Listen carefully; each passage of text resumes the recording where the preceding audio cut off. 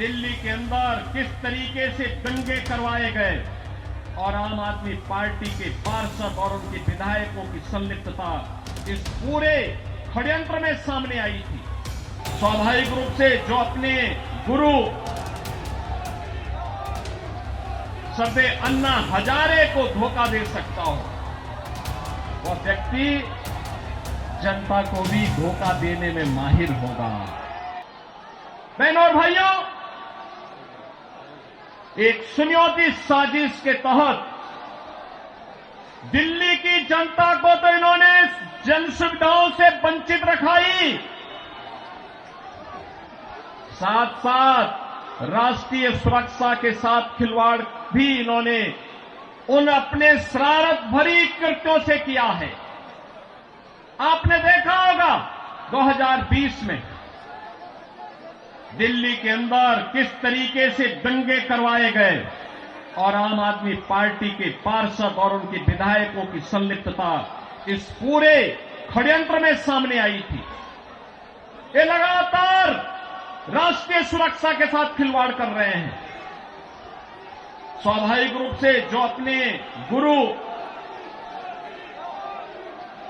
सर्वे अन्ना हजारे को धोखा दे सकता हो, वह व्यक्ति जनता को भी धोखा देने में माहिर होगा।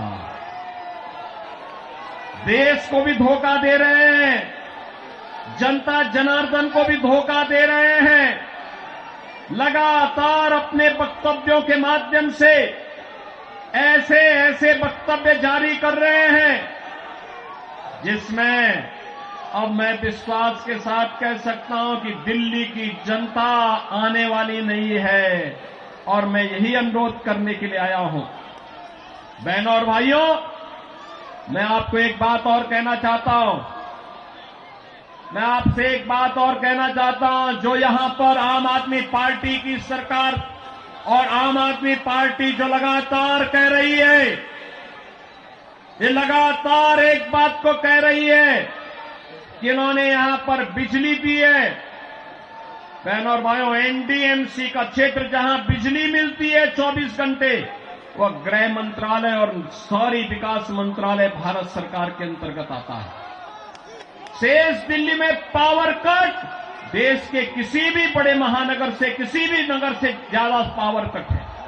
मैं कह सकता हूं उत्तर प्रदेश की आबादी 25 करोड़ की है। हर जिला मुख्यालय को 24 घंटे की बिजली आज के दिन पर हम दे रहे हैं। और बिजली का पर यूनिट दाम उत्तर प्रदेश में एक सामान्य उपभोक्ता के लिए अगर है तो यह 3 से 3.5 रुपए है, इससे ज्यादा नहीं है। दिल्ली में यही 9 से लेके 10 रुपया है। यानी उत्तर प्रदेश से 3 गुना पैसा लेते हैं, लेकिन 24 घंटे बिजली यहां पर नहीं दे पा रहे हैं। बहनों और भाइयों, मैं केवल आपसे एक बात कहना चाहता हूं। जो लोग आपके साथ खिलवाड़ कर रहे हो, आपको जन सुविधाओं से वंचित कर रहे हो, दिल्ली की पूरी तस्वीर को बदसूरत कर रहे हो, राष्ट्रीय सुरक्षा के साथ खिलवाड़ कर रहे हो, ऐसे लोगों को सत्ता में दोबारा आने का कोई अधिकार नहीं होना चाहिए। कोई अधिकार नहीं होना चाहिए। आज आपके सामने भारतीय जनता पार्टी की डबल इंजन की सरकारें आपके पास काम करती हुई अगल बगल के राज्यों में नजर आ रही है। उत्तर प्रदेश है, हरियाणा है, राजस्थान है, मध्य प्रदेश है, छत्तीसगढ़ है।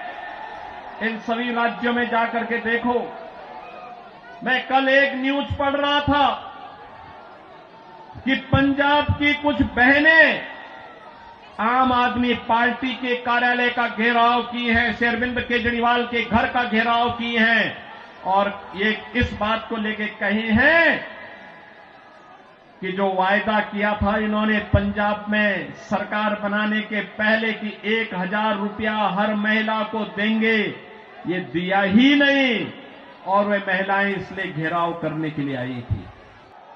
आज दिल्ली की आर्थिक स्थिति इतनी बदहाल कर चुके हैं कि उनको भी कई महीनों का नहीं मिला, और जब वहां से हो हल्ला शुरू हुआ तो इन्होंने उसको डाइल्यूट करने के लिए कहा कि हम पुजारियों को भी देंगे।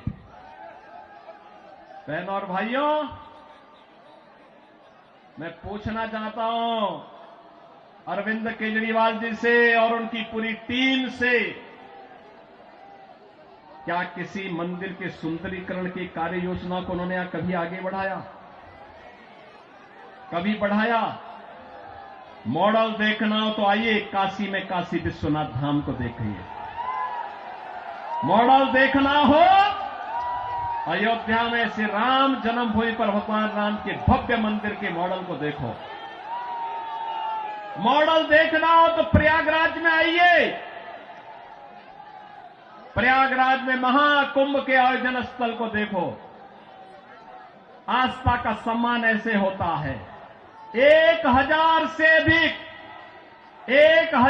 अधिक ऐसे विरासत से जुड़े हुए धार्मिक और आध्यात्मिक स्थलों के पुनरुद्धार और सुंदरीकरण का कार्य के लिए उत्तर प्रदेश के अंदर चल रहा है या पूरा हो चुका है।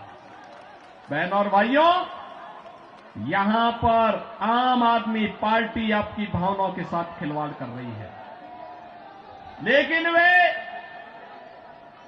भत्ता देने की बात और मानदेय देने की बात करते समय भूल गए कि उन्होंने बौद्ध मठों से जुड़े हुए भंतों को छोड़ दिया है। बनते भी पाए इसकी उनको चिंता नहीं।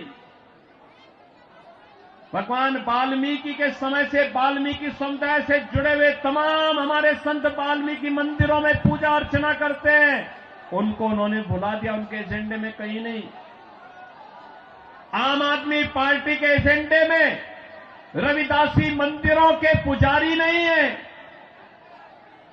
यानी आज भी इनकी तुष्टीकरण की जो पॉलिसी चली आ रही है, बांटो और राज करो की पॉलिसी चली आ रही है, वह अभी भी मानदेय और सरकारी पैसे से उस मानदेय या भत्ता देने में भी उसमें ये लोग परहेज नहीं कर पा रहे हैं।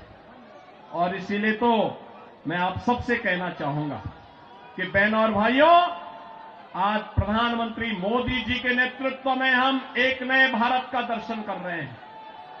एक नया भारत अगर हमें काशी में काशी विश्वनाथ का दर्शन कराता है तो उत्तराखंड में केदारपुरी में भगवान केदारेश्वर का भी भव्य मंदिर का पुनरुद्धार का कार्य वहां चल रहा है। मध्य प्रदेश में महाकाल का महालोक है तो उत्तर प्रदेश के विंध्यवासिनी में मां विंध्यवासिनी का धाम भी एक नए कॉरिडोर के रूप में विकसित हुआ है। अयोध्या में 500 वर्षों के बाद फिर से रामलला विराजमान हो गए हैं। और इस अवसर पर मैं आप सबसे अपील करना चाहूंगा, यह समय है, जैसे उत्तर प्रदेश डबल इंजन सरकार का लाभ प्राप्त कर रहा है, एक साथ एक स्वर में सभी सरकारें मिल करके विकास को ध्यान में रख करके, युवाओं के भविष्य को ध्यान में रख करके, अन्नदाता किसानों के भविष्य को ध्यान में रख करके, बहन और बेटियों की सुरक्षा को ध्यान में रख करके, व्यापारियों की सुरक्षा को ध्यान में रख करके अपना कार्य कर रही है। ऐसे ही दिल्ली के अंदर भी भारतीय जनता पार्टी नेतृत्व की डबल इंजन सरकार आनी चाहिए और डबल इंजन सरकार की शुरुआत आपने कर ली है। आपने कर ली है। याद करिए, जब से अरविंद केजरीवाल और उनके मंत्रियों को भ्रष्टाचार के मामले में जेल में बंद किया गया था, जेल से जमानत पे छूटने के बाद इन्होंने कहा था कि जनता जनार्दन फैसला करेगी। अरे जनता जनार्दन ने तो लोकसभा चुनाव में फैसला कर लिया है। दिल्ली में 100% रिजल्ट प्रधानमंत्री मोदी जी के साथ रहा।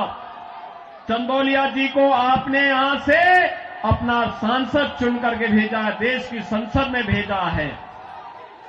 तो जनता जनार्दन तो अपना फैसला कर ही चुकी है।